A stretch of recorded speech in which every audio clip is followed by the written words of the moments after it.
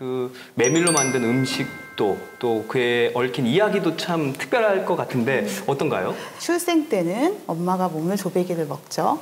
그리고 사람이 죽었을 때는 돌레떡을 만들어서 죽은 사람한테 손과 가슴에 얹어줘요. 그리고 신한테 바치는 가장 중요한 제물 중 하나도 돌레떡이고요. 우리 조상님이 우리 내려왔을 때 제사 때도 가장 중요하게 여겼던 음식들도 그리고 메밀로 만든 메밀 묵적이고요. 그리고 사람들한테 음식을 나누어주고 부조로 하는 것도 빙떡이고요. 그렇게 보면은 메밀이 정말 구황작물로 구황 음식으로 먹었다기보다는 정말 우리 제주인의 삶의 아주 중요한 순간에 함께 나누고 바치고 기뻐하고 축하해주는 그런 역할을 하는 음식이라고 생각을 해서 그만큼 제주도 사람들한테 메밀이 좀 각별한 음식이구나라는 생각이 좀 들었어요. 근데 저 돌레떡이 뭔지 잘 모르겠는데 아세요? 돌레떡이 구판에서 이제 동그랗게 이렇게 지금은 쌀로 만들거든요. 근데 예전에 이걸 메밀로 빚었어요. 이렇게 해서 동그란 거를 여러 개 쌓아가지고 제물로 올립니다. 그게 돌레떡이에요. 그러니까 예전에는 메밀을 만드는데 요즘에는 메밀 안 쌀로 만드는 경우가 아마 제주도 분이니까 제사 때 보면 하얀색 그냥 하얀색 이렇게 하얀 떡 있잖아요. 아무것도 안 꿀 찍어 묻혀진 먹어야 거. 되는 떡. 네, 그건 약간 좀 해요. 뚝뚝 끊어지고 그런 떡이죠. 네, 맞아요. 그냥 뚝뚝 끊어지는. 먹어봤다. 네. 똥에 안 싸 먹어보셨어요? 빙떡은 그렇게 먹어봤는데 근데 기억나는 것 같아요. 그렇게 말씀하시니까. 근데 우리 빙떡 드셔보셨다고 하셨잖아요. 네네. 빙떡 안에 무가 들어가는 혹시 이유를 아세요? 이제 진행을 하시네요.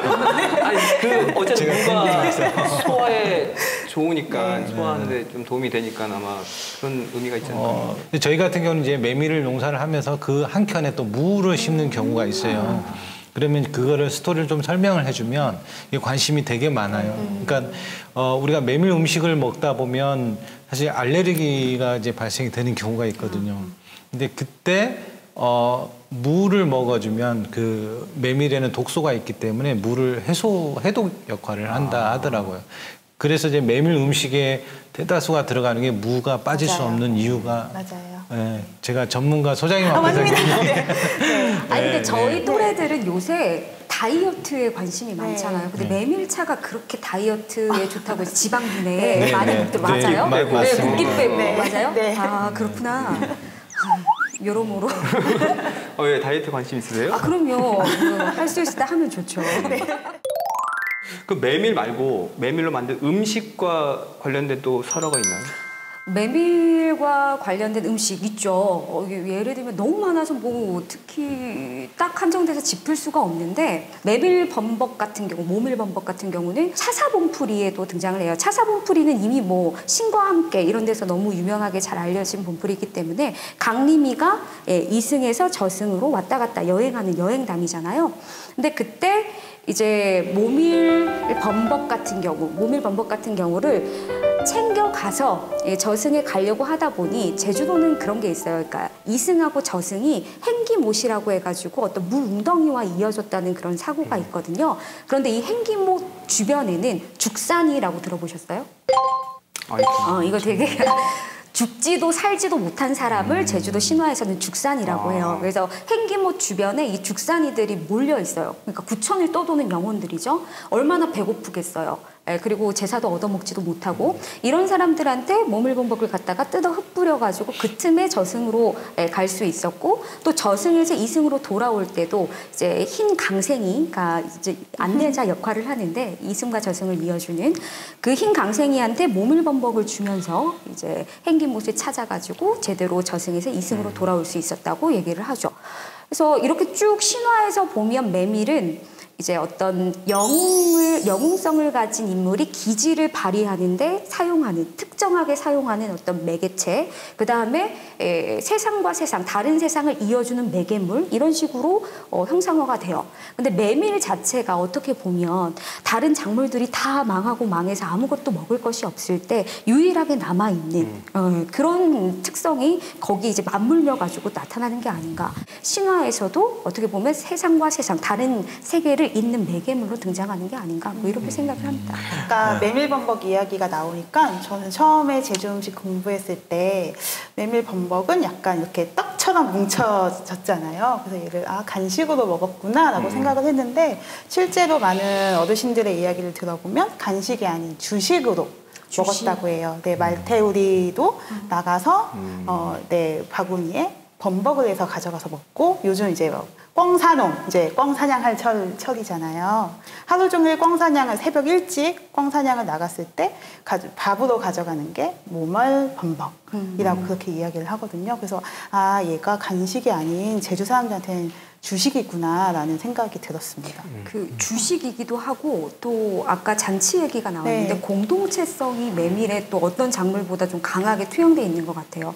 그 설화 신화가 아니라 이제 좀 범주로 옮겨가지고 전설이나 민담 얘기로 가면 최동이 설화, 최동이 장사 뭐 이런 얘기들에 보면 늘 등장하는 게 모멀범벅하고 이제 는쟁이 수제비예요.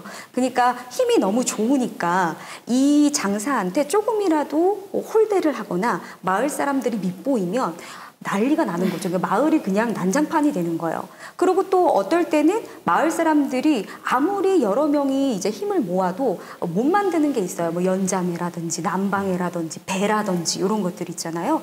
이런 것들을 그 특별한 힘이 아주 센 장사한테 부탁을 할 때 이제 는쟁이 수제비를 한 솥을 끓여다가 대접을 하고 그다음 메밀 범벅도 몇 동이를 갖다가 대접을 하고 이랬다고 해요. 근데 실제로는 이게 뭐 특정하게 설화화된 이야기이긴 하지만 생각해 보면 마을에 뭐 어떤 일이 있거나 공동체와 관련된 문제가 있었을 때 그 뭔가를 부탁하기 위해서 이렇게 주는 음식 그런 게 메밀이다 이렇게 생각을 할 수도 있죠. 네. 그럼 이런 거를 좀 녹여내서 우리 또 대표님께서 그 메밀 축제를 만드셨잖아요. 네, 그래서 저희 2015년 6월에 제주에서는 처음으로 이제 메밀 축제를 만들어냈어요. 그 당시에는 이제 전기 수도도 없었는데 우리가 축제라고 하면 흔히 이제 연예인도 와서 이제 축하 공연도 해야 되고 이제 그런 게 이제 우리는 이제 여의치가 않았기 때문에.